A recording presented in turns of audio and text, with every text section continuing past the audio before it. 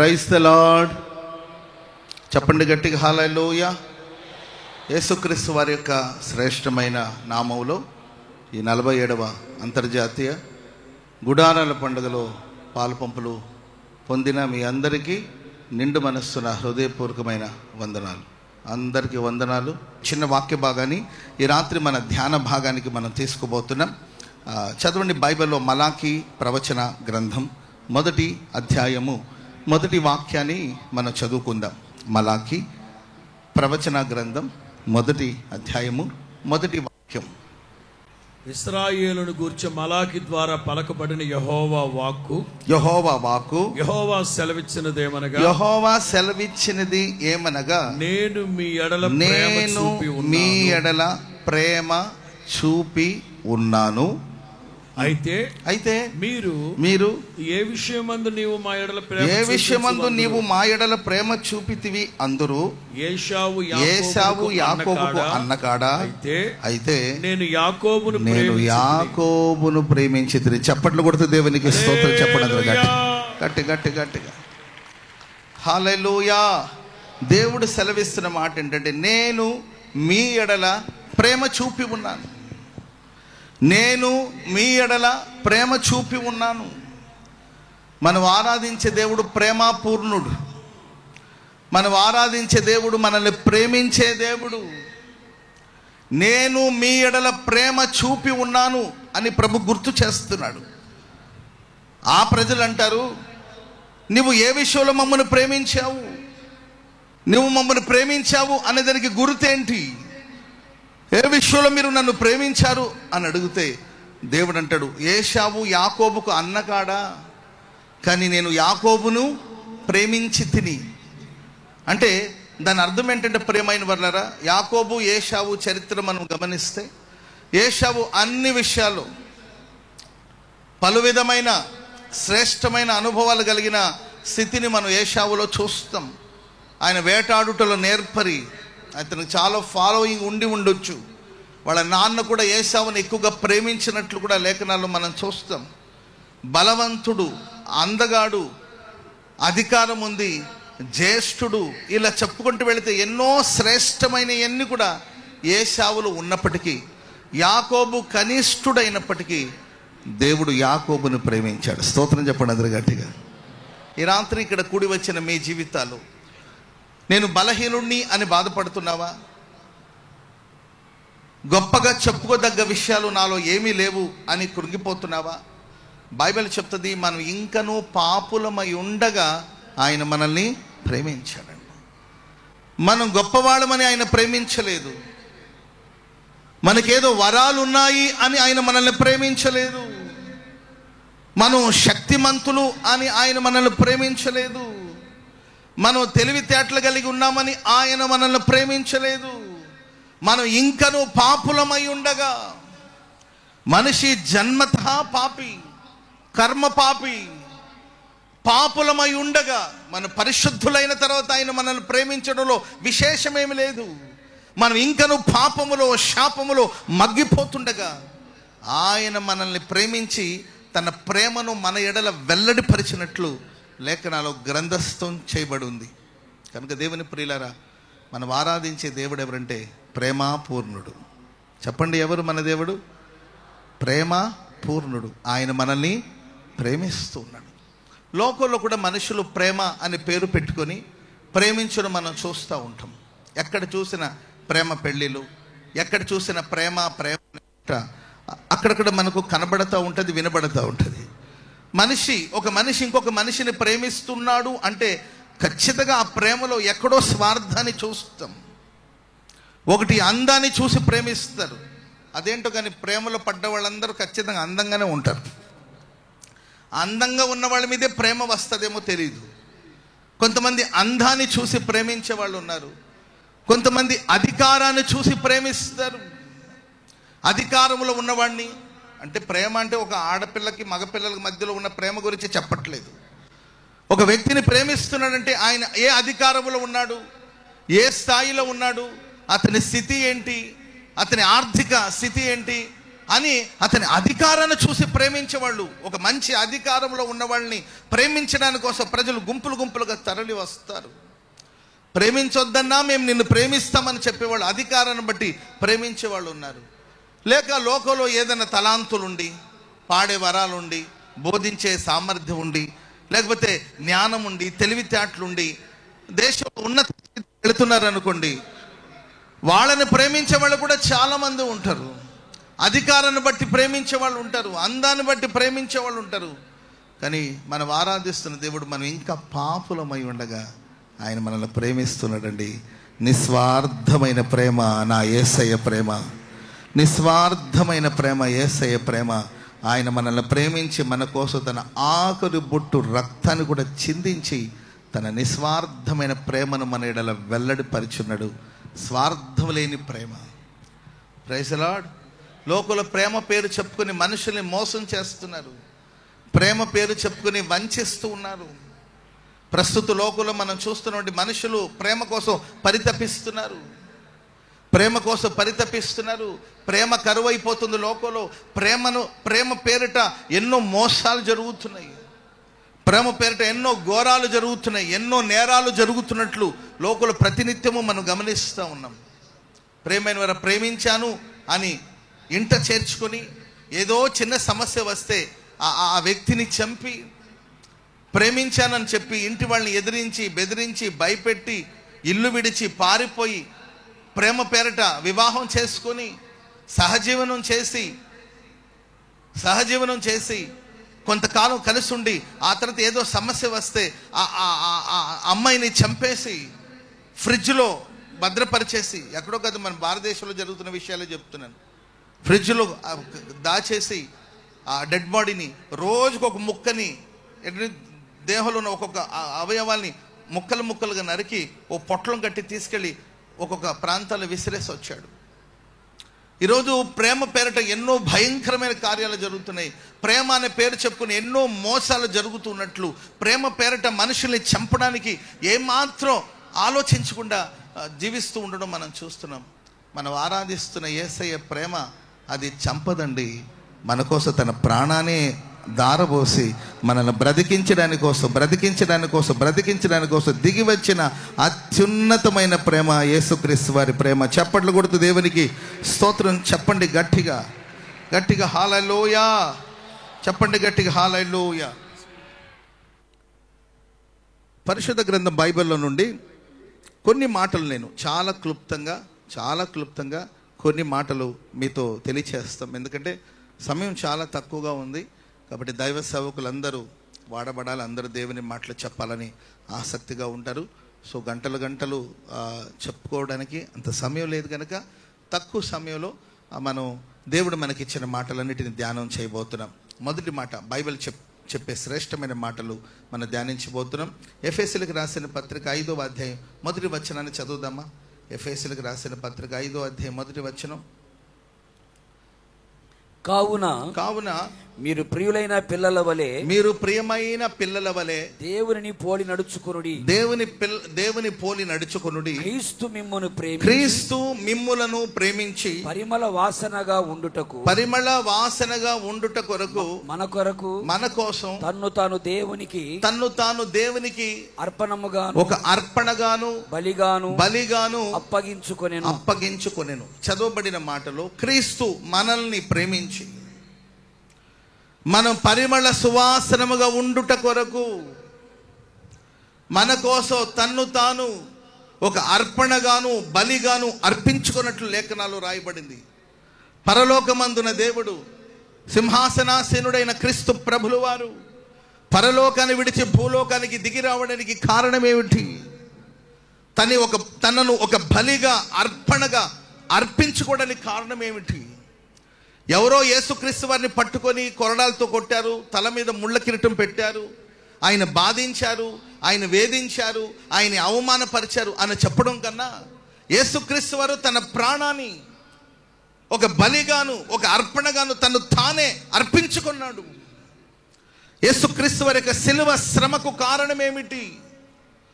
యేసుక్రీస్తు వారు దయనీయమైన పరిస్థితిలో మరణించడానికి కారణమేమిటి?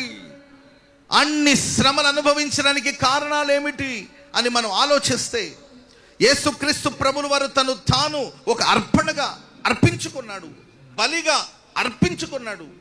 ఎందుకంటే మన జీవితాలు పరిమళ సువాసనగా మారాలి. స్తోత్రం చెప్పండి అందరు గట్టిగా. మంచి పరిమళ సువాసన అనేకుల్ని ఆకర్షిస్తుంది. మంచి సుగంధం, మంచి సువాసన అనేకులు, ఒక మంచి సువాసన వచ్చిందనుకోండి, అందరూ అటువైపు తిరిగి చూస్తారు.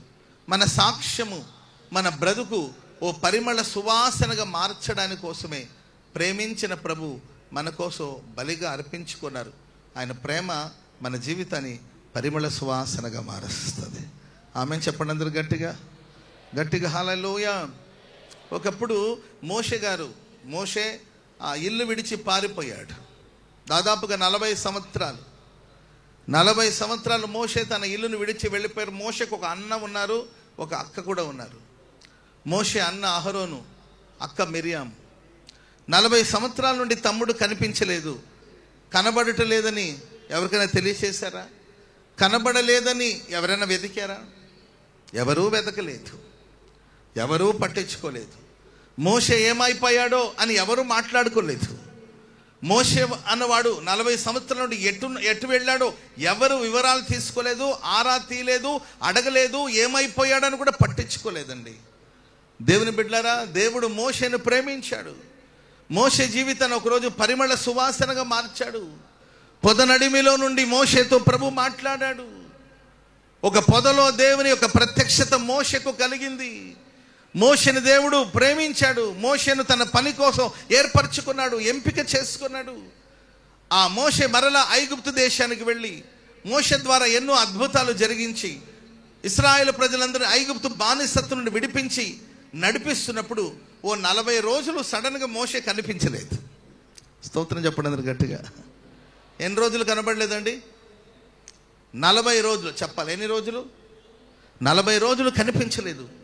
ఎవరిని చూసినా ఇశ్రాయేలు సర్వ సమాజం అంతా మోషే ఎక్కడా, మోషే ఎక్కడా, మోషే ఎక్కడా, మోషే ఎక్కడా, మోషే ఏమాయను, మోషే ఏమాయను. ఎవరి నోట చూసిన మోషే మోషే మోషే, మోషే ఎక్కడున్నాడు, మోషే ఎక్కడున్నాడు. ప్రతి కళ్ళు మోషేనే వెదుగుతుంది.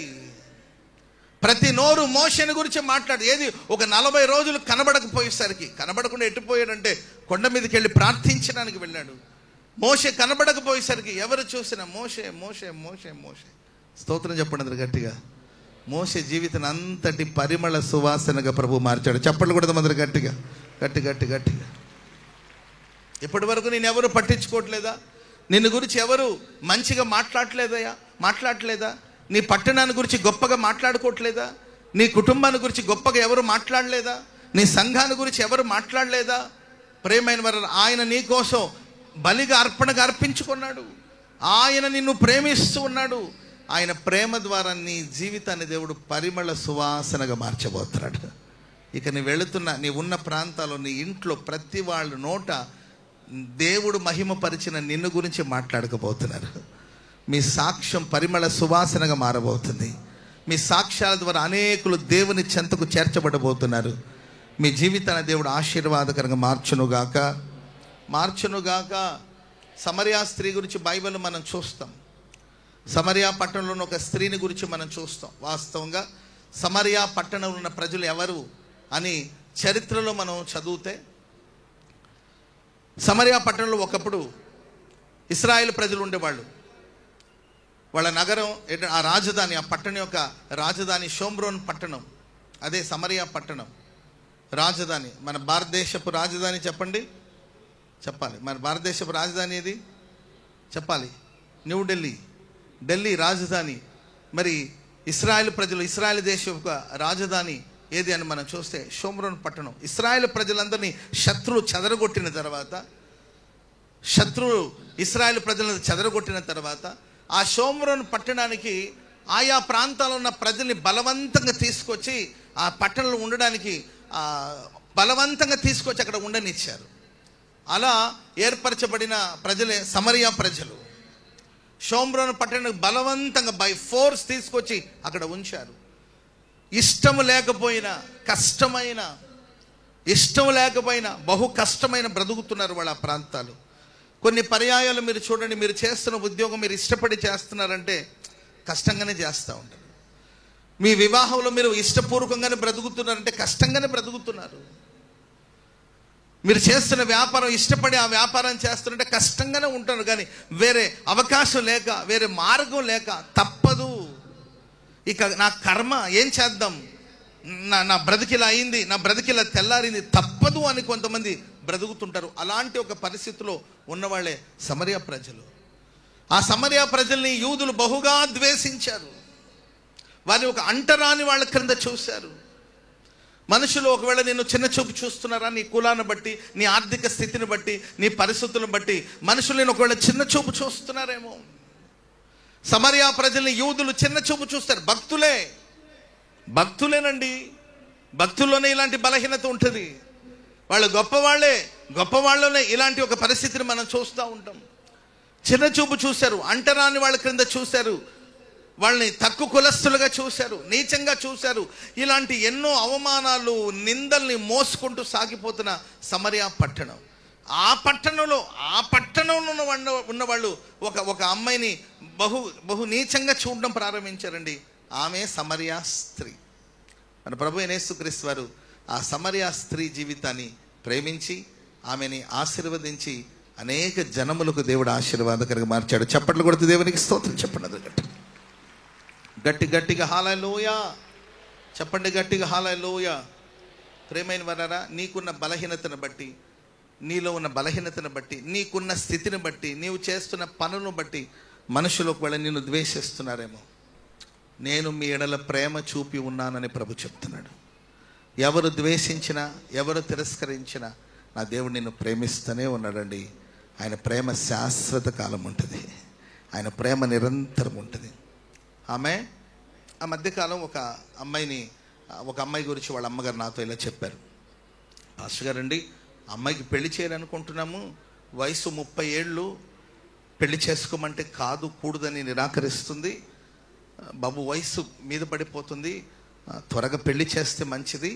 కాబట్టి ఒక మాట మీరు చెప్పండి బాబు. నేను ఎంత చెప్పినా పాప వింటలేదు, అమ్మాయి వింటలేదు, పెళ్లి చేస్తే మంచిది కదా అని నాతో చెప్పినప్పుడు నేను ఆ చెల్లిని పలకరించి, ఎందుకు నాన్న అమ్మను బాధ పెడతావు, ఎందుకు అమ్మను కష్టపెడతావు, పెళ్లి చేసుకుంటే మంచిదే కదా, వయసు కూడా ఎక్కువ అవుతుంది కదా, 30 ఏళ్ళు అంటున్నారు, మరి వివాహం చేసుకుంటే మంచిదే కదమ్మా అంటే, అప్పుడు ఆ అమ్మాయి కంటి నిండా నీళ్లు పెట్టుకుని ఒక మాట చెప్పిందండి. అది నన్ను చాలా కష్టపెట్టింది. ఆ మాట కంటి నిండా నీళ్లు పెట్టుకుని అమ్మాయి నాతో చెప్పిన మాట ఏంటంటే, అన్నయ్య ఇప్పటికి ఇంచుమించు 50 సంబంధాలు వచ్చినాయంట. ఎన్ని సంబంధాలు? 50 సంబంధాలు వచ్చినాయి.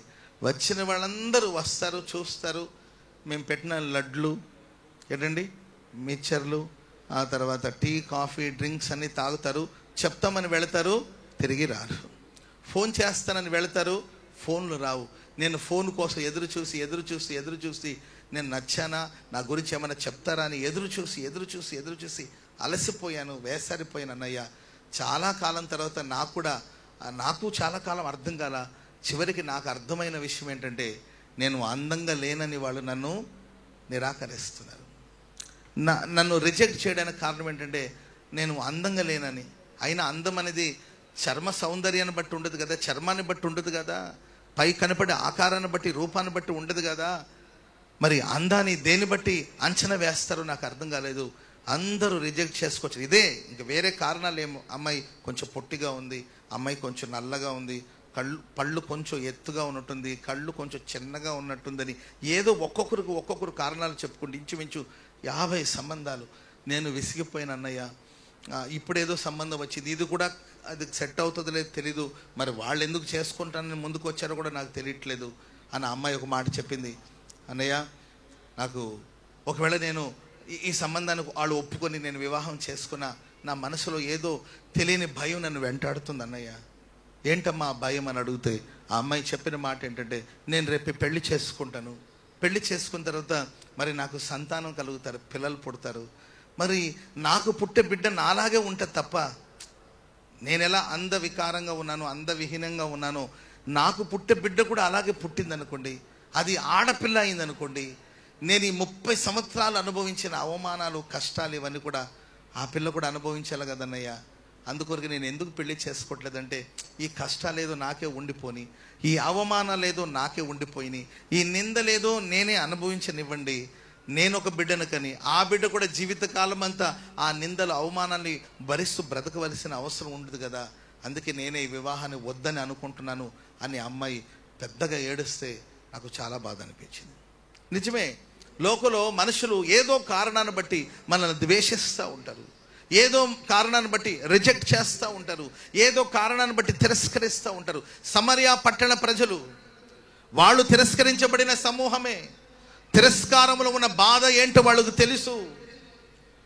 తిరస్కరిస్తే ఎంత బాధగా ఉంటుందో, నిరాకరిస్తే ఎంత బాధగా ఉంటుందో, చిన్న చూపు చూస్తే ఎంత బాధగా ఉంటుందో ఆ మార్గాల గుండా సంచరించిన వాళ్ళే సమరియా పట్టణపు ప్రజలు. కానీ ఆమెలో ఉన్న ఒక బలహీనతను బట్టి ఆమెను నిరాకరించి ఆమెతో ఎవరు సాంగత్యం చేయట్లేదు, ఎవరు ఆమెతో సహవాసం చేయట్లేదండి. ప్రేమైన వారరా, ఓ మధ్యాహ్న కాల సమయం, ఇంచుమించు 12 గంటల సమయాల్లో, ఆ సమయంలో ఆమె బావి దగ్గర నీళ్ల కోసం వెళ్ళిందండి. ఆ బావి దగ్గర మన ప్రభు అయిన యేసుక్రీస్తు వారు, ప్రేమ గల దేవుడు, కూర్చొని ఉన్నాడు. చప్పట్లు కొడతాం అందరు గట్టిగా హల్లెలూయా. ప్రేమగా ప్రభు మాట్లాడాడు, ఆమెతో ప్రేమగా మాట్లాడాడు, ఆమె జీవితాన్ని సరిచేశాడు. ప్రేమించాడు గనుకనే గద్దించాడు, సరిచేశాడు, బాగు చేశాడు. ఆమేన్. ఆ బావి దగ్గరికి సమరయ స్త్రీ ముందు వచ్చిందా, యేసు ప్రభు ముందుగా వచ్చారా? మీరు చెప్పాలి. సమరయ స్త్రీ ముందుగా వచ్చిందా, యేసు ప్రభు ముందుగా వచ్చి కూర్చున్నారా? చెప్పరే. ఇంతమంది ఉన్నారు, పెద్ద స్వరంతో చెప్పొచ్చుగా. యేసు ప్రభు ముందుగా వచ్చారు. ప్రేమైన వారరా, ఈ గుడారాల పండుగకి మీరు ముందుగా వచ్చారా, యేసు ప్రభు ముందుగా వచ్చారా? యేసయ్య ముందుగా వచ్చి ఇక్కడ కూర్చొని ఉన్నాడండి, ప్రేమగా మీతో మాట్లాడడానికి, మీ బ్రతుకును పరిమళ సువాసనగా మార్చడానికి కోసం ఈ ఆవరణం అంతా ప్రభు సంచరిస్తున్నాడు. చప్పట్లు కొడుతూ దేవునికి స్తోత్రం చెప్పండి గట్టిగా హల్లెలూయా. చెప్పండి గట్టిగా హల్లెలూయా. ప్రియులారా, సమరయ స్త్రీ జీవితంలో ఆమె సమస్యలు పరిష్కరించడానికి, ఆమె బాధను పోగొట్టడానికి, ఆమె సమస్యలు నివారణ చేయడానికి కోసం ఆ బావి దగ్గర కూర్చొని ఉన్న ప్రభు ఆమెతో మాట్లాడి, నేనిచ్చు నీళ్లు, నేనెవరో నీకు తెలిస్తే నీవే నన్ను అడుగుతావు. ఆమె చెప్పండి గట్టిగా.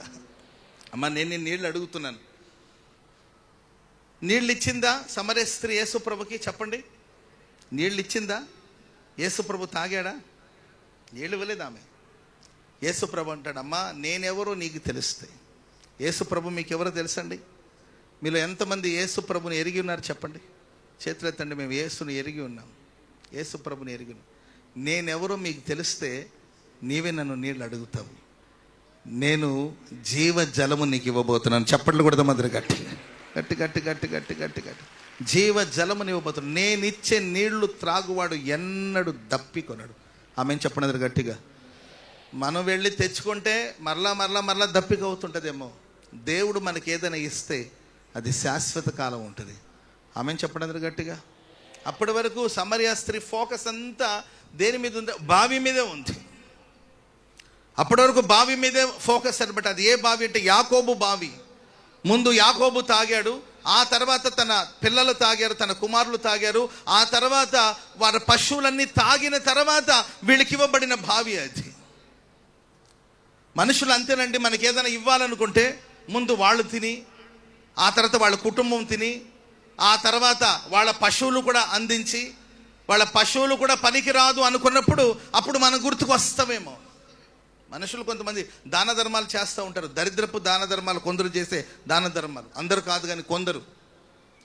వాళ్ళకి అవసరం లేనప్పుడు వాళ్ళు తిని, వాళ్ళ పిల్లలు తిని, వాళ్ళ పశువులు కూడా తిని, ఆ తర్వాత యాకోబు నీళ్లు తాగాడు, యాకోబు వంశస్థులు తాగారు, ఆ కుమారులు తాగారు, వాళ్ళ పశువులన్నీ తాగిన తర్వాత వీళ్ళకి ఇవ్వబడిన నీళ్లు. అందరూ మనల్ని చివరి స్థానంలో పెడతారేమో, మనం ఆరాధించే యేసయ్య మనల్ని మొదటి స్థానంలో ఉంచబోతున్నాడు. చప్పట్లు కూడా మొదలు గట్టిగా. లోకం ఇచ్చే నీళ్లు నిన్ను చివరి స్థానంలో ఉంచి నీళ్ళు ఇస్తారేమో, కానీ నేను నిన్ను ప్రేమిస్తున్నాను కనుక నేను మొదటి స్థానంలో ఉంచబోతున్నాను. ఆమె చెప్పండి గట్టిగా హల్లెలూయా. నా యేసు నిన్ను ప్రేమిస్తున్నాడండి. కాబట్టి నువ్వు బావి వైపు చూస్తున్నావా, లేకపోతే ఒక చిన్న బిందె తీసుకొచ్చి ఇంతవరకు చాలు అని అనుకుంటున్నావా? మీరందరూ ఒక అంచనాతోనే వచ్చి ఉంటారు ఇక్కడికి. ఈ గుడారాల పండుగలో ప్రైజ్ ది లార్డ్ ఒక మాట మీకు గుర్తు చేయనా? పోయిన సంవత్సరం గుడారాల పండుగకి మేము వచ్చాము, దేవుడు మమ్మల్ని ఆశీర్వదించాడని వాళ్ళు కుడి చేతిని పైకెత్తండి. నిజంగా ఉట్టుట్టి వాళ్ళు కాదు. మేము పోయిన సంవత్సరం గుడారాల పండుగ వచ్చాం, సంతానం లేకుండా బాధపడ్డాం, దేవుడు మాకు సంతానం ఇచ్చాడు, పిల్లల్ని తీసుకొచ్చాం అనేవాళ్ళు చేతులు ఎత్తండి. సమస్యలు వచ్చాము, సమస్యలు పరిష్కరించబడింది అనేవాళ్ళు చేతులు ఎత్తండి. సమస్యలు అనారోగ్యంతో వచ్చాము, దేవుడు మమ్మల్ని స్వస్థపరిచాడు అనేవాళ్ళు చేతులు ఎత్తండి. ఒకసారి అలాగే లేచి నిలబడిని చూద్దాం. వాళ్ళ వరకు లేచి నిలబడండి. మేము ప్రభు ద్వారా మేలు పొందామనేవాళ్ళు ఒకసారి అలాగే లేచి నిలబడండి. మేము ప్రభు ద్వారా పోయిన సంవత్సరం గుడారాల పండుగలో మేలు పొందాం, ఆశీర్వదించబడ్డాం, స్వస్థత పొందాం, ఆరోగ్యాన్ని పొందాం, సమాధానం పొందామని సాక్ష్యం చెప్పాలని చాలామందికి ఉంటుంది. Praise the Lord. నాకు చాలామంది చెప్పారు, పోయిన సంవత్సరం వెస్లీ పాస్టర్ గారు చెప్పారు వాక్యం చెప్తూ, మీకు ఏది కావాలో రాసుకోండి అని అన్నారంట. రాసుకున్న వాళ్ళందరూ ఆశీర్వాదంతోనే తిరిగి వచ్చున్నారు ఇక్కడికి. స్తోత్రం చెప్పండి అందరూ గట్టిగా. ప్రభు మీ జీవితంలో చేసిన మేళ్ళన్నిటిని బట్టి ఆయనకి వందనాలు. నిలిచిన వీళ్ళందరిని బట్టి చప్పట్లు కూడా దేవునికి స్తోత్రం చెప్పండి. అలాగే కూర్చుండిపోండి దయచేసి అలాగే. హల్లెలూయా. మనం ఏదో ఒక అంచనా వేసుకొని ఒక చిన్న నీళ్ల బిందెని తీసుకొని ఆమె వచ్చింది, ఈ పూటకు చాలు, ఇంత మట్టుకు చాలు, ఈ చిన్న ఉద్యోగం చాలు, ఈ చిన్న వ్యాపారం చాలు, ఈ చిన్న ఇల్లు చాలు, ఈ చిన్న సేవ చాలు, ఇంత మట్టుకు చాలు అని మీరు ఆవరణానికి కూడి వచ్చారేమో. ప్రియుల, కొలత లేని ఆశీర్వాదం దేవుడు మీకు దయచేయబోతున్నాడు. Praise the Lord. నీ ఫోకస్ బావి మీద కాదు, దేవుని మీద ఉంచాలి. బావిని చూస్తుంది, బిందె వైపు చూస్తుంది, బావి వైపు చూస్తుంది. ప్రభు అన్నాడు, అమ్మా బావి వైపు కాదు నువ్వు చూడవలసింది, ఆ బిందెను కాదు నీవు ఆధారం చేసుకోవలసింది, నా వైపు చూడు, నేను నిత్య జీవాన్ని ప్రసాదించబోతున్నా. స్తోత్రం చెప్పండి అందరూ గట్టిగా. హల్లెలూయా. సమరయ స్త్రీ జీవితాన్ని దేవుడు ఆశీర్వాదకరంగా ప్రభు మార్చాడు. ఓ దైవ సేవకుడి గురించి నేను విన్నానండి. ఆ దైవ సేవకుడు ప్రార్థన చేస్తూ ఉంటే ఆ దైవ సేవకుడికి దేవుడు ఒక ప్రకటన ఇచ్చాడంట. 1000 మంది పట్టే మందిరాన్ని నువ్వు కట్టాలి అని ప్రభు చెప్పారంట. ఎంతమంది పట్టే చర్చ్ అండి? 1000 మంది పట్టే చర్చి నువ్వు కట్టాలి అని ప్రభు చెప్పారంట. అప్పుడు ఆయన చర్చిలో కనీసం 10 మంది కూడా లేరంట. ఎంతమంది లేరండి? స్పందించాలి. ఎంతమంది లేరు? 10 మంది కూడా లేరు. Praise the Lord. మధ్యాహ్నం సాంబార్ అన్నం తిన్నారుగా, కొంచెం హుషారుగా, మంచిది. 10 మంది కూడా లేరండి. దేవుడు అన్నాడు 1000 మంది పట్టే మందిరాన్ని నువ్వు నిర్మిస్తామని. సరే, ఆయన ప్రార్థన చేస్తున్నప్పుడు ఒక వ్యక్తికి ప్రేరణ వస్తే ఆయన వచ్చి, బాబు మీరు ప్రార్థన చేస్తున్నట్టున్నారు, దేవుడు నన్ను ప్రేరేపించాడు, నేను మీకు ఒక ప్రార్థన మందిరాన్ని 100 మంది పట్టే మందిరాన్ని మీకు కట్టి అందించాలనుకుంటున్నాను అని చెప్పారంట. 10 మంది ఉన్నారు కాబట్టి 100 మంది పట్టే చర్చి నేను కట్టిస్తాను అన్నాడంట. ఆ దైవజనుడు అన్నాడు, నాకు అవసరం లేదండి, దేవుడు అన్నాడు నాకు 1000 మంది పట్టే చర్చిని ఇస్తాను. అయ్యా 10 మంది కూడా లేరు కాదంటే, బాబు నా ఒక కొలత బిందె కాదు, నా దేవుడు కొలత లేని ఆశీర్వాదం దేవుడు నాకు దయచేయబోతున్నాడు. స్తోత్రం చెప్పండి గట్టిగా. ఆ తర్వాత ఆ వ్యక్తి వెళ్ళి ప్రార్థన చేసుకుంటే దేవుడు అన్నాడంట, నేను ఆయనకు చెప్పాను 1000 మంది పట్టే మందిరాన్ని నిర్మిస్తానని, నీవేదైనా చేయగలిగితే వెళ్ళి అతనికి 1000 మంది పట్టే మందిరాన్ని నిర్మించడానికి కావలసిన సహాయం చేయమని ప్రభు చెప్పారంట. ఆయన వెళ్ళి, బాబు దేవుడు నాకు ఇలా చెప్పాడు, సరే 1000 మంది మందిరం నిర్మించడానికి కావలసిన సహాయం నేను అందిస్తున్నానని ఆర్థిక సహకారాన్ని అందిస్తే 1000 మంది పట్టే చర్చి. కానీ చర్చిలో ఎంతమంది ఉన్నారు?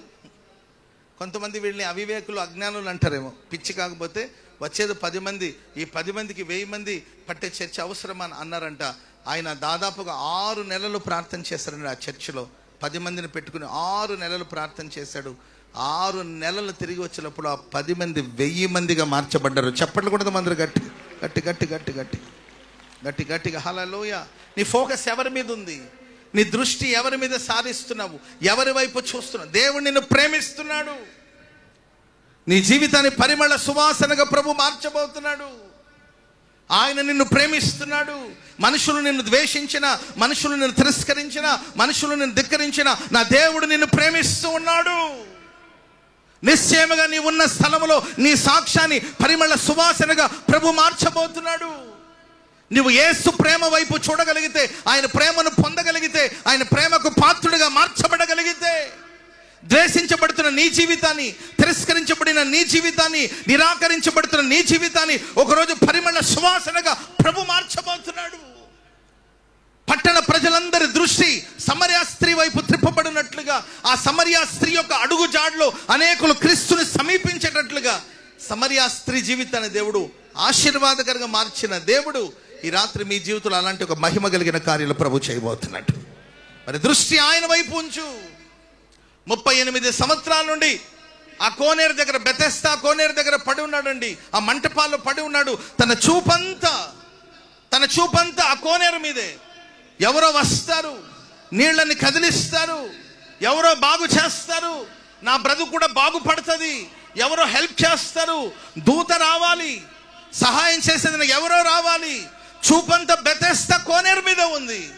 దేవుడు అన్నాడు, బాబు ఇంకెంతకాలం బెతెస్దా కోనేరు వైపు చూస్తావు? ఇదిగో ప్రేమగల ప్రభుగా నేను ఎదుట నిలబడి ఉన్నాను. చప్పట్లు కొడదాం మొదలు గట్టిగా. నా వైపు చూడు, నా వైపు చూడు. స్వస్థత పొందాలని కోరుతున్నావా? నా వైపు చూడు అని ప్రభు చెప్తే వాక్యం సెలవిస్తుంది. ప్రియులరా, ఆడు దిగ్గున లేచి తన పరిపెత్తుకుని నడువును ప్రారంభించాడు. ఈ రాత్రి ఇప్పటి వరకు నీ దృష్టి ఎవరెవరి వైపు సారించావు? ఎవరి ప్రేమ కోసం పరితపిస్తున్నావు? ఎవరు ప్రేమించాలని, ఎవరి ప్రేమను పొందుకోవాలని వెంటబడుతున్నావు? ఎవరి ప్రేమ కోసం తహతహలాడుతున్నావు? ఎవరి ప్రేమను పొందుకోవాలని ఆరాటపడుతున్నావు? ఈ రాత్రి నీ దృష్టి దేవుని వైపు ఉంచగలిగితే, దేవునే చూడగలిగితే, నా దేవుడు పరిశుద్ధాత్మ ద్వారా ధారాళముగా నీ హృదయంలో ప్రేమను కుమ్మరించబోతున్నాడు. నీ జీవితాన్ని పరిమళ సువాసనగా మార్చబోతున్నాడు. నీ సాక్ష్యాన్ని పరిమళ సువాసనగా ప్రభు మార్చబోతున్నాడు. స్తోత్రం చెప్పండి అందరూ గట్టిగా గట్టిగా. హల్లెలూయా, ప్రైజ్ ది లార్డ్, హల్లెలూయా, హల్లెలూయా. సరే, రెండో మాట కూడా చెప్తాను, వేగంగా చదవండి. యెషయా గ్రంథం 43వ అధ్యాయం 4వ వచనాన్ని చదువుదామా? యెషయా గ్రంథం 43వ అధ్యాయం 4వ వచనం. నీవు నా దృష్టికి ప్రియుడవైనందున నువ్వు గనుడవైతివి. నేను నిన్ను ప్రేమించుచున్నాను, నేను నిన్ను ప్రేమిస్తున్నాను కనుక నీకు ప్రతిగా మనుషుల్ని అప్పగిస్తాను. నీ ప్రాణానికి ప్రతిగా జనములను అప్పగించు. నీ ప్రాణానికి ప్రతిగా నేను జనములు నీకు ఇవ్వబోతున్నాను. చప్పట్లు కూడా దేవునికి స్తోత్రం చెప్పండి గట్టి. ఆయన మనల్ని ప్రేమిస్తున్నాడు కనుక మనకు జనములను ఇస్తాడు. హోసన్నా మినిస్ట్రీస్ పరిచయం దేవుడు ప్రేమించి మరి ఈరోజు విస్తారమైన ప్రజలు దేవుడు ఇక్కడ సమకూరుస్తున్నంటే కారణం ఏమిటి? చాలా మందికి అర్థం కాని విషయం ఏంటంటే, ఇక్కడ ఇంతమంది సమకూర్చబడ్డానికి కారణం ఏమిటి? పాటలను బట్ట, మాటలను బట్ట, సమర్పణను బట్ట, ప్రతిష్టను బట్ట, దేని బట్టి ఇక్కడ ప్రజలు సమకూర్చబడుతున్నారు? ఎన్నో వింతైన పనులు చేసేవాళ్ళు లోకంలో ఉన్నారు. ఎన్నో విచిత్రమైన పనులు కల్పించేవాళ్ళు లోకంలో ఉన్నారు. ఎందరో ముఖ్య ప్రసంగికులు లోకంలో ఉన్నారు. ఎందరో చక్కగా పాడేవాళ్ళు ఉన్నారు. ఎందరో ఉన్నారండి. ఇదే భారతదేశంలో, ఇదే ఆంధ్ర రాష్ట్రంలో ఎందరో ఉన్నారు. ఈ హోసన్నా మినిస్ట్రీస్ని ప్రేమించి ప్రజలు గుంపులుగా తరలి ఈ స్థలంలోకి రావడానికి, హోసన్నా మినిస్ట్రీస్ యొక్క సంఘాలని కూడా ఆశీర్వదించబడడానికి, సంఘాలు విస్తరించబడ్డానికి, దేదీప్యమానంగా ఈ పరిచర్య ప్రకాశించడానికి, దేశానికి రాష్ట్రానికి పరిచర్య ఆశీర్వదించబడ్డానికి కారణం ఏమనుకుంటున్నారు? చాలా మంది అడుగుతారు, ఏంటంటే మీ సీక్రెట్ ఏంటి? ఏం చేస్తున్నారు? ఏం చేస్తే ప్రజలు మిమ్మల్ని వెతుక్కుంటూ వస్తున్నారు అంటూ ఉంటారు. వాళ్ళందరికీ చెప్పే ఒకే సమాధానం, దేవుడు హోసన్నా మినిస్ట్రీస్ని ప్రేమిస్తున్నాడు. యేసయ్య హోసన్నా మినిస్ట్రీస్ని ప్రేమిస్తున్నాడు. ఆ ప్రేమను బట్టి జాతులకు మమ్మల్ని ఆశీర్వాదకరంగా మార్చడమే కాకుండా గుంపులుగా ప్రజలు ఈ పరిచర్యలకు వస్తూ ఉన్నారు. ఆమె చెప్పండి అందరు గట్టిగా. నేను నిన్ను ప్రేమిస్తున్నాను కనుక నీకు ప్రతిగా. దైవజనులు యేసన్న గారు చేసుకున్న త్యాగము, వారి సేవ, వారి పరిచర్య, దేవుని సేవలో వారు పానార్పణంగా పోయబడిన విధానం, దైవజనులు యేసన్న గారు తమ సమర్పించుకున్న విధానం, దేవుని సేవలో తను ఖర్చు చేసుకునే అనుభవాలు, వాటిని చూసిన ప్రభు దైవజనుడైన యేసన్న గారిని ఎంతో ప్రియముగా భావించి ఈ పరిచర్యను ప్రేమించి అనేక జనములకు ఆశీర్వాదకరంగా ప్రభు మార్చాడు. Praise the Lord. కాబట్టి దేవుని బిడ్డలారా, మీరు దేవుని ప్రేమకు పాత్రలుగా మార్చబడగలిగితే, మిమ్మల్ని మీరు ప్రభుకు అప్పగించుకోగలిగితే, సమర్పించగలిగితే, జనములను జాతులను దేవుడు మీకు అనుగ్రహించబోతున్నాడు. అనేక జనములకు నేను ఆశీర్వాదకరంగా ప్రభు మార్చబోతున్నాడు. కనీసం నీ కుటుంబాన్ని దేవుని వైపుకు నడపగలుగుతున్నావా? కనీసం నీ కుటుంబాన్ని సంపాదించగలుగుతున్నావా దేవుని కొరకు? ఒక గ్రామంలో, ఒక మండలంలో నివసిస్తున్నట్టే కొందరిని దేవుని వైపు త్రిప్పగలుగుతున్నావా? ఆమేన్. చెప్పండి గట్టిగా హల్లెలూయా. అమెరికా దేశంలో ఒక జైలర్ ఉన్నాడండి. చాలా సంవత్సరాల కిందట జరిగిన విషయం. అమెరికా దేశంలో ఒక జైలర్ ఉన్నాడు. ఆ జైల్లో చాలా మంది ఖైదీలు ఉన్నారు. భయంకరమైన నరహంతకులు, దుర్మార్గమైన మనుషులు అంటవారు. ఎన్నో నేరాలు చేశారు, ఎన్నో ఘోరాలు చేశారు, ఎన్నో దుర్మార్గపు పనులు చేస్తూ వచ్చారు. ఆ జైలర్ భార్య పేరు క్యాథరిన్. తన భర్త తన భార్యతో చెప్పాడంట, ఎంత పెద్ద సమస్య వచ్చినా నువ్వు జైలు లోపలికి రావద్దు. ఆ జైలు నియర్ బై వాళ్ళ ఇల్లు, సమీపంలో ఇల్లు, పొరపాటున లోపలికి రాకూడదు అని భర్త చెప్పాడంట. ఎందుకంటే అక్కడ ఉన్న వాళ్ళంతా దుర్మార్గులు, ఏ దుర్మార్గానికైనా పాల్పడతారు వాళ్ళు. మానవత్వం లేని మనుషులు, మంచితనం లేని మనుషులు, దుర్మార్గమైన మనుషులు, నీచమైన పనికి పాల్పడి ఇక్కడికి వచ్చి ఉంటున్నారు వాళ్ళు. కాబట్టి నువ్వు ఎంత సమస్య వచ్చినా దయచేసి లోపలికి రావద్దు అని జైలర్ తన భార్యకి చెప్తూ ఉన్నారంట.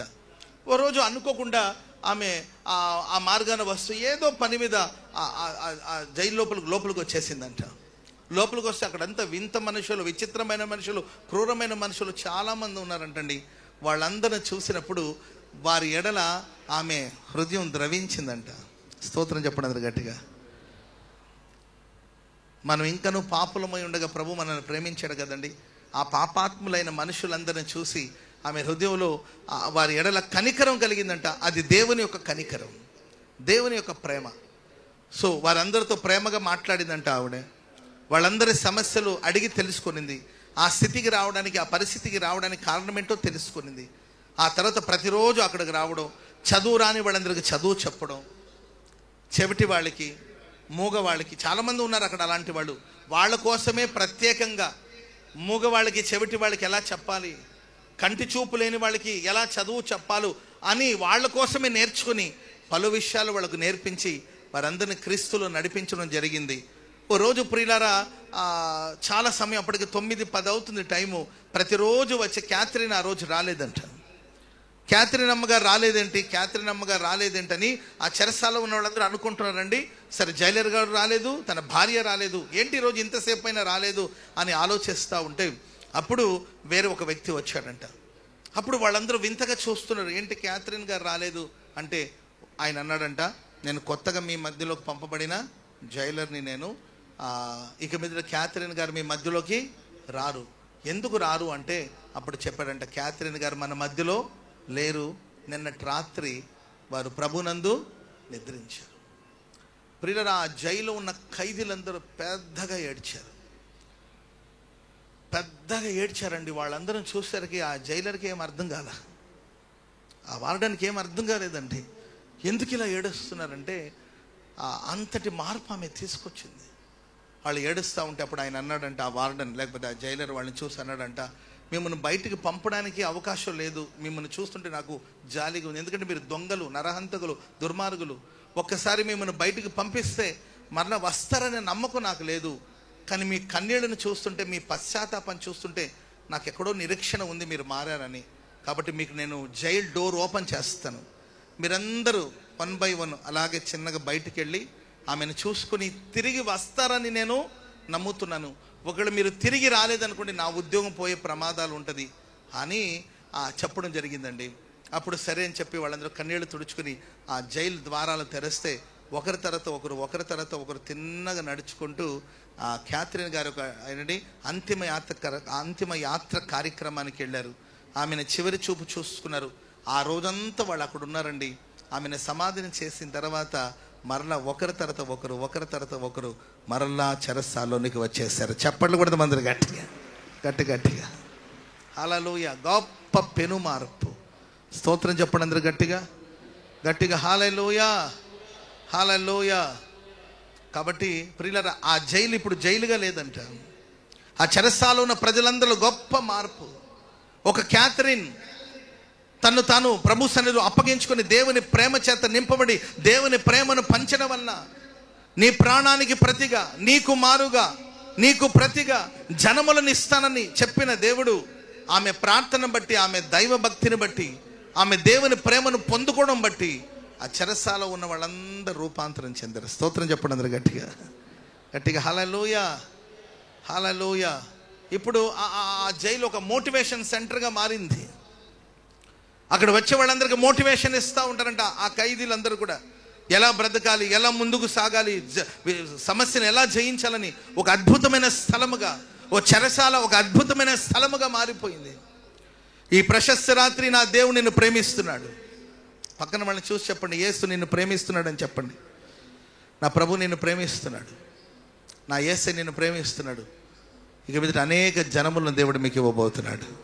మీ ప్రాణానికి ప్రతిగా అనేక జనములను ఇవ్వబోతున్నాడు. మీ బ్రతుకును బ్రతుకుగా ప్రభు మార్చబోతున్నాడు. స్తోత్రం చెప్పండి అందరూ గట్టిగా. హల్లెలూయా. ఒక దైవ సేవకుడు రోమ్ సిటీకి వెళ్ళాడంట. రోమా నగరానికి ఒక దైవ సేవకుడు, సమర్పించబడిన సేవకుడు రోమా నగరానికి వెళ్ళాడు. రోమా నగరంలో ఎన్నో వింతైన పనులు జరుగుతూ ఉంటుంది. అందరూ క్రైస్తవులైనప్పటికీ మారు మనసు లేని క్రైస్తవులు, పేరుకే క్రైస్తవులు, మారు మనసు లేని క్రైస్తవులు, శరీరాశ, నేత్రాశ, జీవపు డంబులో కొనసాగించబడుతున్న క్రైస్తవులు, ఆ రోజులో ఉన్న క్రైస్తవులు భక్తి చేస్తున్నారు కానీ భక్తిలో ఉన్న శక్తిని గ్రహించలేని స్థితిలో ఉన్న క్రైస్తవులు, ఆనాటి క్రైస్తవులు. రోమా నగరంలో క్రైస్తవ్యం విస్తరించబడినప్పటికీ మారు మనసు లేని క్రైస్తవులు, రక్షణ లేని క్రైస్తవులు, ఆత్మ సంబంధమైన అనుభవం లేని క్రైస్తవులు, ఉపదేశం ఎరుగని క్రైస్తవులు, అలాంటి భయంకరమైన పరిస్థితులు కొనసాగించబడుతున్న క్రైస్తవులు ఎందరో ఆ పట్టణంలో ఉన్నారు. వాళ్ళ జీవితాలు తినడం, త్రాగడం, సంతోషించడం, లైఫ్ని ఎంజాయ్ చేయాలి. ఈరోజు చాలా మంది అభిప్రాయాలు అదే, తినాలి, తాగాలి, సంతోషంగా ఉండాలి, ఇదే లైఫ్ అనుకుంటున్నారు. తినాలి తినాలి తినాలి, త్రాగాలి, సంతోషించాలి, జీవితం ఒకటే, దాన్ని ఎంజాయ్ చేయాలి, హ్యాపీగా గడపాలి, నా లైఫ్ నా ఇష్టం అని బతికేవాడు లోకంలో పుట్టగొడుగులాగా పుట్టుకుంటూ వస్తున్నారు. బాధ్యత లేని మనుషులు, భారం లేని మనుషులు, సమాజాన్ని గురించిన బాధ్యత లేదు, సంఘాన్ని గురించిన బాధ్యత లేదు, సేవను గురించిన బాధ్యత లేదు, తినడం, త్రాగడం, సుఖించడం, సంతోషించడం, ఇదే కొంతమంది బహుమానంగా భావించి దీన్నే వెతుకుతున్నారు. దీని వెంటే పరిగెత్తుతున్న క్రైస్తవులు సమాజంలో మనకు కనబడుతున్నారు. ఆ దేశంలో ఒక పోటీ ఉండేదండి. ఏంటి ఆ పోటీ అంటే, ఇద్దరు మనుషులు పోట్లాడుకుంటారు. ఒక మైదానంలో ఇద్దరు మనుషులు పోట్లాడుకుంటారు. ఎలా పోట్లాడుకుంటారంటే ఒకరిని ఒకరు చంపుకునేంత వరకు పోట్లాడుకుంటారు. ఆ కార్యక్రమాన్ని చూడడానికి కోసం టికెట్లు తీసుకొచ్చి ఆ స్టేడియం అంతా కూర్చుని చూస్తూ ఉంటారు. మనిషి పోట్లాడుతుంటే చూడాలని ఎంత ఆశ వాళ్ళకి ఎందుకు, మనకు కూడా ఉంటుంది. ఎవరైనా ఇద్దరు కొట్లాడుతున్నారు అనుకోండి, భలే కొట్లాడుతున్నారు, అర్థమైందండి, ఎయ్యి అండి అంటుంటారు. ఆ బుద్ధులు మనకు కూడా ఉన్నాయిలండి. అసలే పోట్లాడుతుండే సమాధానపరచు వారు ధన్యులు, వాళ్ళు దేవుని కుమారులు అనబడతారు. చప్పట్లు కూడా మందరు గట్టి వాళ్ళు పోట్లాడుతూ ఉంటే కొంతమంది ఒకరి వైపు, ఇంకొంతమంది ఇంకొకరి వైపు పోగైపోయి కేకలు వేస్తూ రంకెలేస్తూ ఉన్నారండి. అక్కడ ఇంచుమించు 80,000 మంది ఉన్నారు ఆ స్టేడియంలో. 80,000 మంది ఉన్నారండి ఆ స్టేడియంలో. రంకెలేస్తున్నారు, కేకలేస్తున్నారు, ఒకరినొకరు పోట్లాడుతున్నారు. ఆ చోటుకు వచ్చాడండి ఈ దైవ సేవకుడు అక్కడికి వచ్చాడు. వాళ్ళు పోట్లాడుకుంటుంటే తిన్నగా వాళ్ళ మధ్యలోనికి దిగి వెళ్ళి అంటాడు, అయ్యలారా ఈ పనిని ఆపండి, యేసు నామములో చెప్తున్నాను, దయచేసి ఈ పనిని ఆపండి అని వాళ్ళని బ్రతిమాలుకున్నాడు. వాళ్ళు ఆయన మాటను పట్టించుకోలేదండి. ఆయన ఒకవైపు నెట్టివేసి వాళ్ళు పోట్లాడుకుంటూనే ఉన్నారు, గాయపరుచుకుంటున్నారు. ఆయన మరలా వచ్చి, అయ్యా దేవుని ప్రేమను బట్టి బ్రతిమాలుతున్నాను, యేసు నామమును బట్టి బ్రతిమాలుతున్నాను, ఈ పనిని మానండి, దయచేసి ఈ పనిని మానండి, మనం క్రైస్తవులం, క్రీస్తుకు సాక్షులం, మనం ఇలా ప్రవర్తించ కొనసాగించకూడదు, దయచేసి ఈ పనిని ఆపండి అని ప్రాధాయపడ్డాడండి. ఆయన బలవంతంగా తీసుకొని పక్కకి విసిరేశారు. ఆయన మరలా వచ్చి అయ్యా ఈ పనిని ఆపండి అంటుంటే వాళ్ళకి చిరాకు వచ్చింది. అక్కడ చూస్తున్న వాళ్ళు ఆడిని పక్కకి ఇడవండి, ఎవడ్రా బాబు నీ పక్కకు బా అని చెదరించుకుంటున్నారు. కానీ ఆయన వాళ్ళ మధ్యలోకి వెళ్ళి అయ్యలారా ఈ పని ఆపండి, యేసు నామములో చెప్తున్నా అయ్యలారా ఈ పనిని ఆపండి అని ప్రాధాయపడుతుంటే వాళ్ళలో ఒకడు ఏం చేశాడో తెలుసండి, తన చేతిలో ఉన్న కత్తిని తీసుకుని ఆ సేవకుని గొంతు కోసేశాడు. వాడు అలాగే కింద పడిపోయాడు, రక్తపు మడుగులో పడిపోయి. అప్పుడు కూడా అంటాడు కొర ప్రాణం చివరి శ్వాస విడిచే ముందు, అయ్యలారా మన క్రైస్తవులం, మన దేవుని బిడ్డలం, దయచేసి ఇలాంటి పనులు మానండి, ఇలాంటి పనులు ఆపండి అని చెప్పి తన తుది శ్వాసను విడిచాడండి. రక్తపు మడుగులు అలాగే మునిగిపోయింది ఆయన దేహం. అప్పటి వరకు కేకలు వేస్తున్న ఆర్భటిస్తున్న మనుషులందరూ అలాగే చూస్తూ ఉండిపోయారు. ఇంచుమించు 80,000 మంది ఉన్నారా ఆ స్టేడియంలో. చిన్నగా ఒకరి తర్వాత ఒకరు అక్కడ నుండి లేచి బయటికి వెళ్ళడం ప్రారంభించారండి. అదే చివరి రోజండి. మరెన్నడూ ఆ పందెం ఆడినట్లు అసలు చరిత్ర లేదు. ఆ 80,000 మంది మారారు. చప్పట్లు కొడదాం అందరూ గట్టిగా.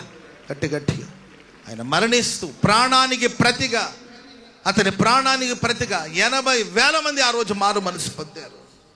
సరే ఆలోచించండి దేవుని ప్రియులారా, మనం ఆరాధిస్తున్న దేవుడు మనల్ని ప్రేమిస్తున్నాడు. నీవు సమర్పణతో కూడిన జీవితం, నిన్ను నీవు ప్రభుకు అప్పగించుకొని సేవలోని నీ జీవితాన్ని పానార్పణగా అప్పగించుకోగలిగితే నీకు ప్రతిగా దేవుడు జనములను ఇవ్వబోతున్నాడు. ఈరోజు నీ కుటుంబం రక్షించబడకపోవడానికి కారణం ఏమిటి? ఈరోజు నీ కుటుంబం దేవుని చెంతకు రాకపోవడానికి కారణం ఏమిటి? ఇంకా పాపంలో ఉన్నారు, నీ పిల్లలు ఇంకా శాపంలో ఉన్నారు, ఇంకా నీ పిల్లలు అక్రమమైన పనులు కొనసాగించబడుతున్నారు. కారణం ఏమిటి? నీ కుటుంబాన్ని రక్షించుకోలేని స్థితిలో ఉన్నావా? నీ కుటుంబానికి మంచి మాటలు చెప్పలేని స్థితిలో ఉన్నావా? నీవు కన్నా నీ పిల్లలకి బుద్ధి చెప్పలేని స్థితిలో ఉన్నావా? నీ కుటుంబాన్ని ప్రభు చెంతకు నడిపించలేని స్థితిలో ఉన్నావా? ప్రియులారా, నీవు ఈ రాత్రి ప్రభు ప్రేమకు పాత్రుడుగా మారగలిగితే, ఆయన నిన్ను ప్రేమిస్తున్నాడు, ఆ ప్రేమకు నువ్వు పాత్రుడుగా మారగలిగితే నీ కుటుంబాన్ని నువ్వు దక్కించుకోబోతున్నావు, నీ పిల్లల్ని దక్కించుకోబోతున్నావు, పట్టణానికి నీవు ఆశీర్వాదకరంగా మారబోతున్నావు, దేశానికి నీవు ఆశీర్వాదకరంగా మారబోతున్నావు, ప్రపంచానికి నా దేవుడిని ఆశీర్వాదకరంగా మార్చబోతున్నాడు. స్తోత్రం చెప్పండి అందరూ గట్టిగా హల్లెలూయా. అలాగే కళ్ళు మూసి ఆకాశం వైపు చేతులెత్తి ఓ చిన్న ప్రార్థన చేసుకోండి. వర్తమానం ముగించలేదు, ఇంకొక మాట చెప్తాను. కళ్ళు మూసుకుని అలాగే ప్రభువా, జనములకు జాతులకు నన్ను ఆశీర్వాదకరంగా మార్చని కుడి చేతిని పైకెత్తి చిన్న ప్రార్థన చేసుకోండి. ప్రభు, నా ఫ్యామిలీ నాకు ఇవ్వండి, నా భర్త నేను దక్కించుకోవాలి, రక్షించుకోవాలి, నా పిల్లలు ఆశీర్వాదకరంగా మారాలి. ప్రభు, పానార్పణగా నీ సేవలో నీ సన్నిధిలో ఉన్నాను. చేతులెత్తి ఎవరికి వాళ్ళు నిలబడద్దు, ఎవరు అలాగే కూర్చోండి. కుడి చేతిని మాత్రమే పైకెత్తి చిన్న ప్రార్థన చేసుకోండి. ప్రభుసుల దేవా, కరుణించయ్యా, కరుణించు తండ్రి, కరుణించు. నా సాక్ష్యం పరిమళ సువాసనగా మార్చండి. ప్రార్థన చేసుకుందామా? నా దేవుడు మీ ప్రార్థన ఆలకిస్తున్నాడు. అదిగో దేవుని ప్రేమ ధారాళంగా నీ హృదయంలో కుమ్మరించబడ్డు, నీవు ఫీల్ అవుతున్నావు. ఆయన ప్రేమ ధారాళంగా నీ హృదయంలో పోయబడుతుంది దేవుని ప్రేమ. ప్రార్థించు, దేవా నా జీవితం పరిమళ సువాసనగా మార్చు. అనేక జనములకు జాతులకు నేను ఆశీర్వాదకరంగా మారాలి. చేతులతో అందరూ ప్రార్థన చేసుకోండి. వినబడాలి మీ ప్రార్థన. ఇది మౌనంగా ఉండే సమయం కాదు. కేకలు వేయమంటే కేకలేస్తాం కదా, అనవసరంగా అరవమంటే అరుస్తూ ఉంటాం కదా, అర్థం లేని అరుపులు. ప్రార్థించండి ప్రభు సన్నిధిలో. Thank you Jesus. మీ స్వరం ప్రభుకు వినపడాలి. ఒక్కసారి మీ కుటుంబం అంతా మీ కళ్ళ ముందుకు తెచ్చుకోండి. నీ కుటుంబ సభ్యులందరి కళ్ళ ముందుకు తెచ్చుకోండి. ఒక్కసారి నీ పిల్లలు ఎక్కడున్నారు ఇప్పుడు? నీ యజమానుడు ఎక్కడున్నాడు? నీ భార్య ఏ స్థితిలో ఉంది? ఒక్కసారి కళ్ళ ముందుకు తెచ్చుకోండి.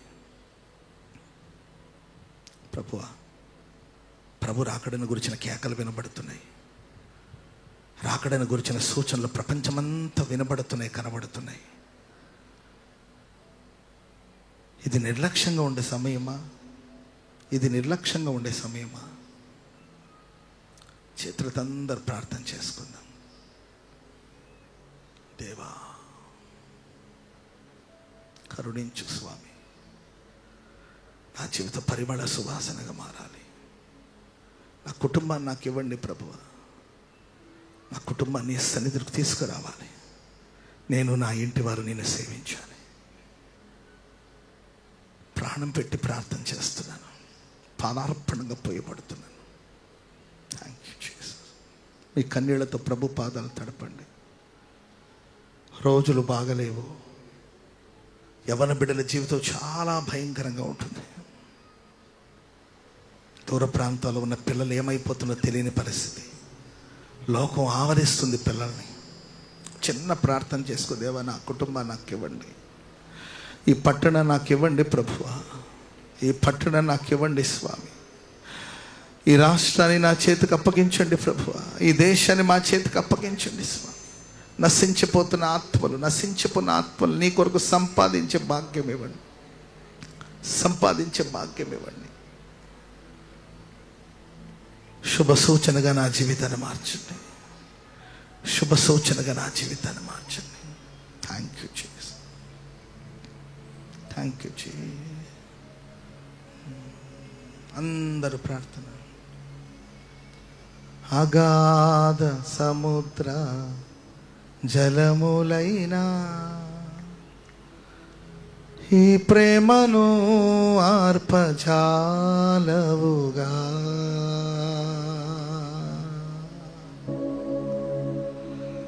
అగాధ సముద్ర జలములైనా ఈ ప్రేమను ఆర్పజాలవుగా. ఈ ప్రేమని కై విలపించుచు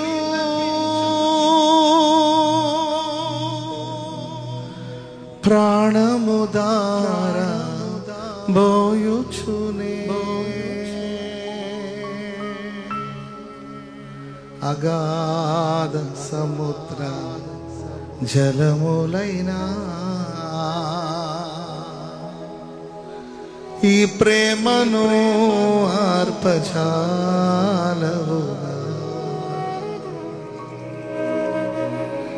ఈ ప్రేమని కై విలపించుచు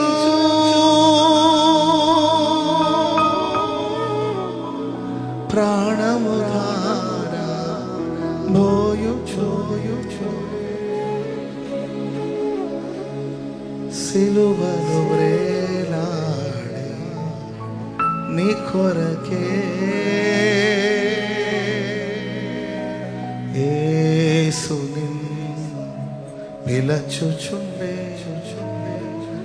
ఆలస్యము నీవు చేయకు. యేసు నిన్ను పిలచుచుండే. రెండు చేతులు తీసయ్యా. నాలుక ఎండేను దప్పిగొని కేకలు వేసెను దాహమదా. నాలుక ఎండేను దప్పిగొని కేకలు వేసెను దాహమదా. చేదురసమును పానము చేసెను జీవ యాగమును. సిలువలో రేలా నీ కొరకే. శబరా బలా కాతురా బలా బలా కాతురా రిబాలా బలా శబరా బలా కాతురా బలా బలా బలా. ఓ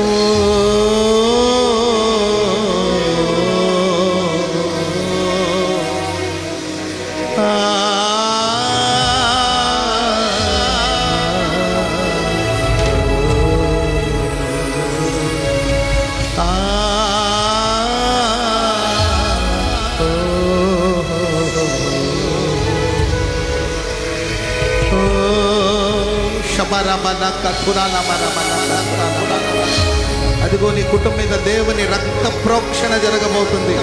రాష్ట్రాల మీద యేసు రక్తం ప్రోక్షించబడుతుంది. ఈ ఆవరణమంతా యేసు రక్తం ప్రోక్షించబడబోతుంది. నీ వారందరూ నీవు దక్కించబోతున్నావు. ఈ పట్టణ ప్రజలు నీవు దక్కించబోతున్నావు.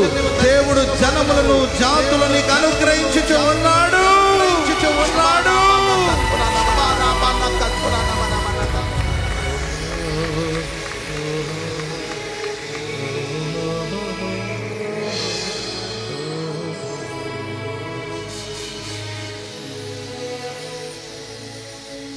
ఆమేన్, ఆమేన్, హల్లెలూయా.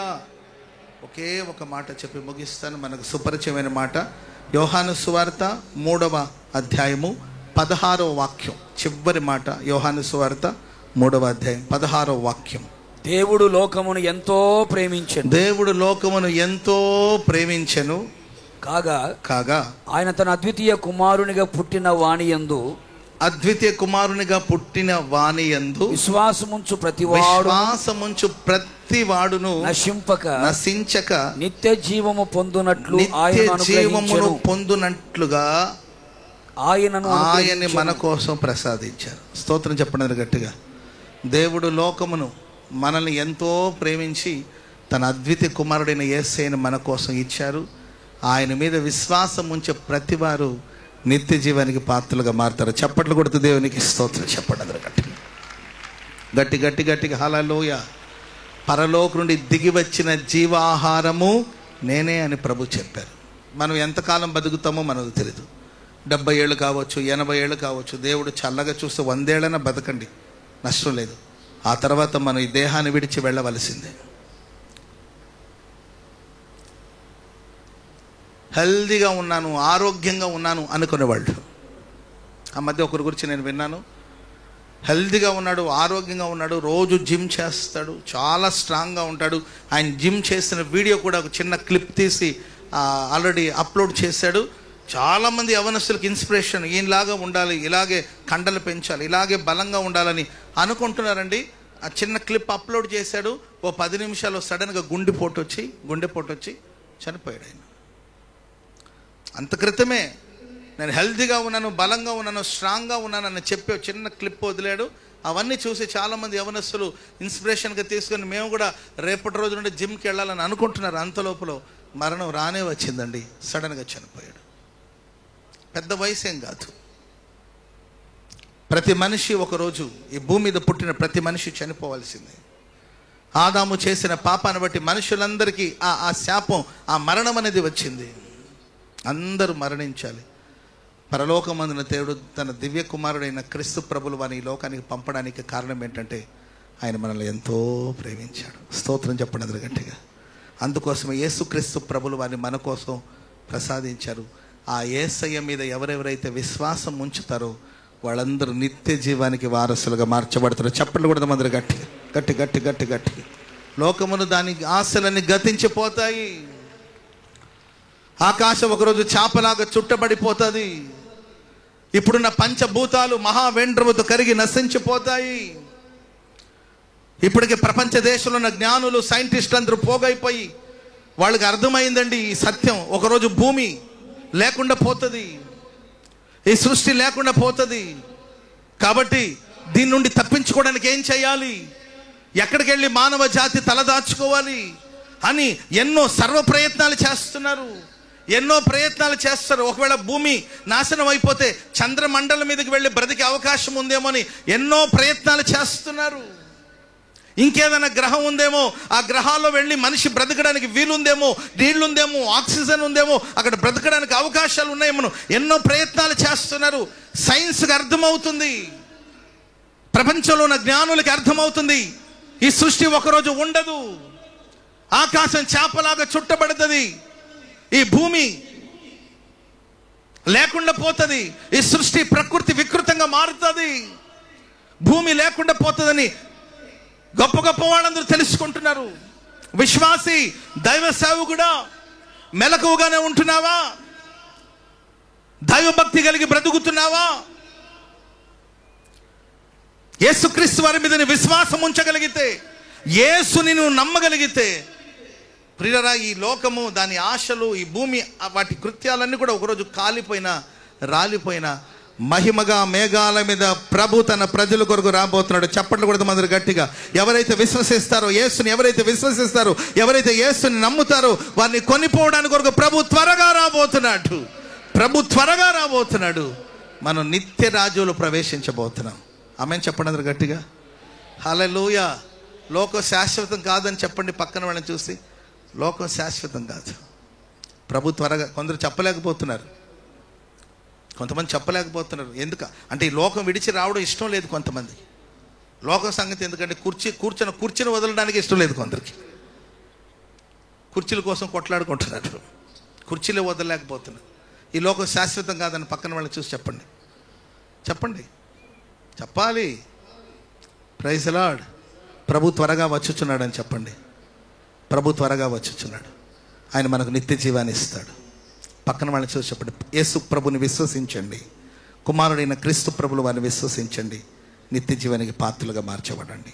దేవుడి మాటలు మన వినికిడిలో స్థిరపరిచి ఆశీర్వదించుగాక, ఆశీర్వదించుగాక. లోకమును ఎంతో ప్రేమించి దేవుడు నిత్య జీవాన్ని ప్రసాదిస్తాడు. త్వరగా మన మేఘాల మీద ప్రభుని కలుసుకోవడానికి కోసం మహాకాశంలోనికి మన గగనాన్ని చీల్చుకొని పరలోకానికి ప్రవేశించబోతున్నాం. చప్పట్లు కొడుతూ ప్రభుకు స్తోత్రం చెప్పండి, స్తోత్రం చెప్పండి. ప్రభు త్వరగా రాబోతున్నాడు, ప్రభు త్వరగా రాబోతున్నాడు. ఇది వాస్తవం, ఇది సత్యం. ప్రభు త్వరగా రాబోతున్నాడు. ఆయన మన ఎడల ప్రేమ చూపి ఉన్నాడు. ఆమేన్. దయచేసి అందరూ అలాగే మోకరించగలుగుతారా? ఓ చిన్న ప్రార్థన చేసుకోబోతున్నాం. ప్రేమ స్వరూపి పరిశుద్ధుడు అయిన తండ్రి, ఈ రాత్రి మీ దాసులను మీ పక్షముగా నిలుపుకొని ఇప్పటి వరకు మీరు మాట్లాడినటువంటి ప్రతి మాటను బట్టి స్తుతిస్తున్నాను. ఈ ప్రజలందరినీ మీరు ప్రేమించి నేను ప్రేమ చూపి ఉన్నాను అని మీరు తెలియజేసినందుకు స్తుతిస్తున్నాను. మీ ప్రజలందరూ మీ ప్రేమకు ప్రాప్తులుగా మార్చబడినట్లు మీరు సహాయం చేయండి. ఇప్పటి వరకు లోకములో ఉన్న వాటి వైపు పరుగులెత్తి ప్రయాసపడి విసికి వేసారి కన్యలతోనే జీవిత కాలగతులు గడుపుకుంటున్నటువంటి మీ ప్రజలు సిలువలో మీరు ఉరేలాడుతూ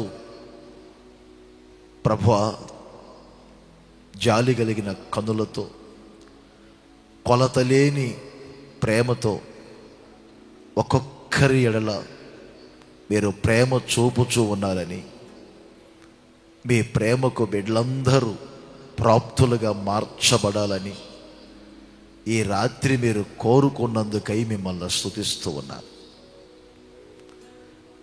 ఇప్పటి వరకు జీవించిన జీవితం వేరు. ఇక మీదట మీ ప్రేమకు ప్రాప్తులుగా మార్చబడినటువంటి మీ ప్రజల జీవితాలన్నీ పరిమళ వాసనగా మార్చబడునుగాక. ఉత్తమ మీ సుగుణాలన్నింటినీ ధరించుకొని అనేకుల మధ్యలో తండ్రి మీకు సాక్షులుగా ఉన్నట్లు మీరు సహాయం చేయండి. లేఖనాలలో ఎందరి జీవితాలను మీరు పరిమళ వాసనగా మార్చి గ్రామాలకు పట్టణాలకే సాక్షులుగా ఉంచినట్లుగా ఈ ప్రజలను మీరు మార్చండి.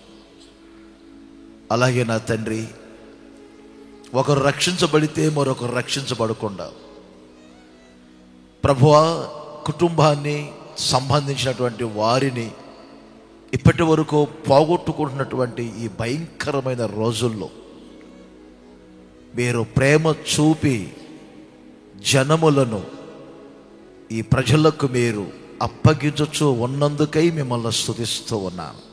నిజమే, హోసన్నా మినిస్ట్రీస్ని, దైవజనులు యేసన్న గారిని, తర్వాత సేవకుల్ని ఎందరినో మీరు ప్రేమించి ఇన్ని లక్షల మంది ప్రజలను హోసన్నా మినిస్ట్రీస్కి మీరు అప్పగించినందుకై మిమ్మల్ని స్తుతిస్తూ ఉన్నాను తండ్రి. రాబోయే రోజులు కుటుంబాలను మీ ప్రజలకు మీరు అప్పగించండి, వారి పిల్లలు మీరు అప్పగించండి తండ్రి. చెదిరిపోయిన జీవితాలను మరలా స్థిరపరచమని కోరుకుంటూ ఉన్నాను. ఈ భూలోక సంబంధమైన ఆశీర్వాదాల వైపే, ఈ దృశ్యమైన వాటిని చూస్తూ అనిత్యమైనటువంటి వైపు పరుగులెత్తకుండా మీ ప్రజలందరూ నిత్య జీవమునకు ప్రాప్తులుగా మార్చబడినట్లుగా మీరు సహాయం చేయండి. ఆత్మకు రక్షణ కలగజేసుకొని తండ్రి, మీ మహిమగల రాకడకు, రాజ్యమునకు ఎదురు చూసే అనుభవాలను, ఒక సిద్ధపాటును మీ ప్రజలకు కలగజేయండి. ఇది మొదలుకొని పరిపూర్ణమైన మీ ప్రేమకు ప్రాప్తులుగా మార్చబడి, ఆ ప్రేమలో ఉన్న శ్రేష్టమైనటువంటి ఆశీర్వాదాలు భౌతికముగా, ఆత్మీయముగా అనుభవించున్నట్లు మీరు సహాయం చేయండి. ఇప్పటి వరకు మీ పక్షముగా నిలిచి మీ మాటలు అందించిన మీ సేవకులను మరింత కృపలతో, అభిషేకముతో నింపి నడిపించండి. సర్వఘనత, మహిమ, ప్రభావములు మీరు పొందండి. మిగిలిన కార్యక్రమాలన్నీ కూడా పరిశుద్ధాత్ముడా మీ చిత్తానుసారముగా జరిగించుకొనమని యేసు నామములో అడుగుచున్నాను తండ్రి. ఆమేన్.